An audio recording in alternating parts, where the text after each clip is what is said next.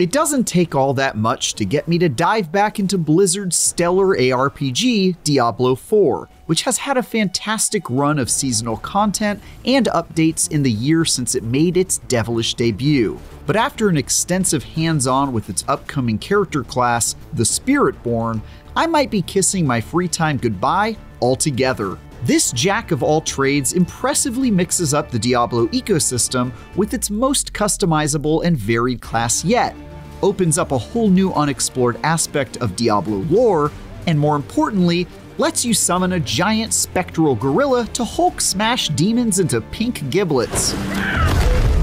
By the end of my time exploring Vessel of Hatred's spooky jungles and dark dungeons, I was ready to forsake my roguish ways and declare myself a Spiritborn main.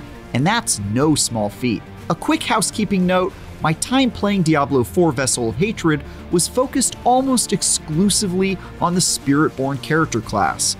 After choosing my preferred Spiritborn warrior, I was dropped right into the action in the new region of Nahantu to craft my build and dismember everything in sight.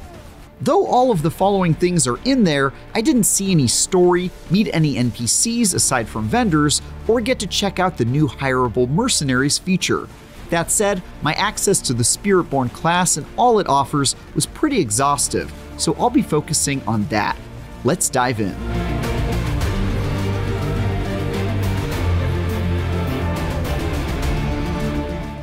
The Spiritborn are an entirely new class to the Diablo series, complete with their own lore that's tied up in the ancient civilization of Nahantu, as seen in the Act 3 jungles of Diablo 2, and the ethereal spirits with which they commune. Unlike the other Diablo 4 classes where you dive quite deep into a specific fantasy like tanking with the Barbarian or doing mad DPS with the Rogue, the Spiritborn is much more customizable and varied, thanks to the 4 guardian spirits you can choose to build into.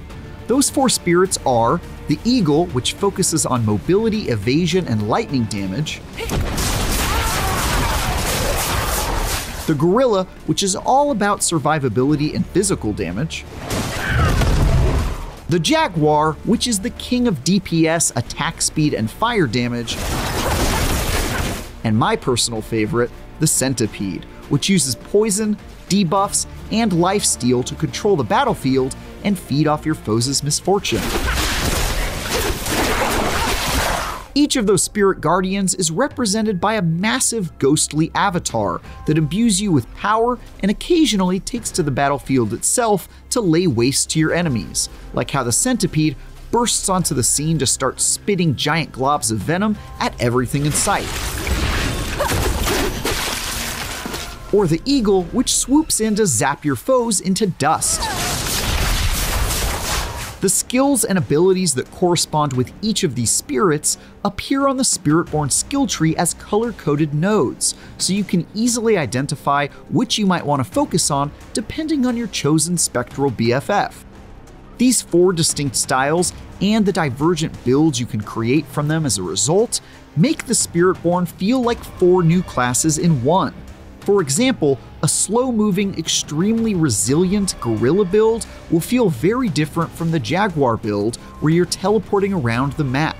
But although you'll need to choose one of them to be your primary patron, one of the most defining characteristics of the character class is the ability to hybridize your build with some of the powers offered by other guardian animals.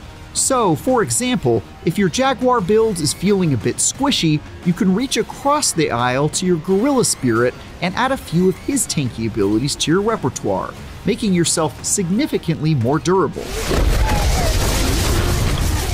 That's a whole new ballgame from the much more specific fantasies the other character classes offer, and at first I was worried that would make it feel like a jack of all trades and master of none. But the longer I played, the less I was concerned about the class feeling underpowered, as I went deep into a Centipede Eagle build that had me filling the battlefield with life-sapping poison, then dashing out of reach when things got too hot. Diablo 4 game director Brent Gibson told me, quote, "You would think that it would have some kind of identity crisis, but if you play the build, it doesn't. It works."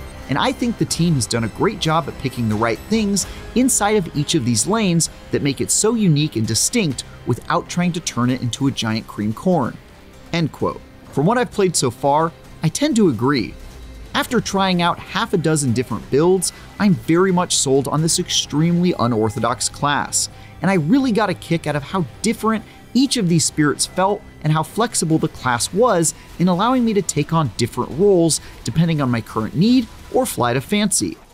It remains to be seen if any of these builds will be able to compete with the 5 existing and much more focused classes, but so far I'm really encouraged by what I saw, and have a feeling I'll be running as a Spiritborn exclusively when I tackle Vessel of Hatred later this year. For more, check out our recent previews of Ys 10 Nordics and Neva. And for everything else, keep hacking your way through Sanctuary with IGN.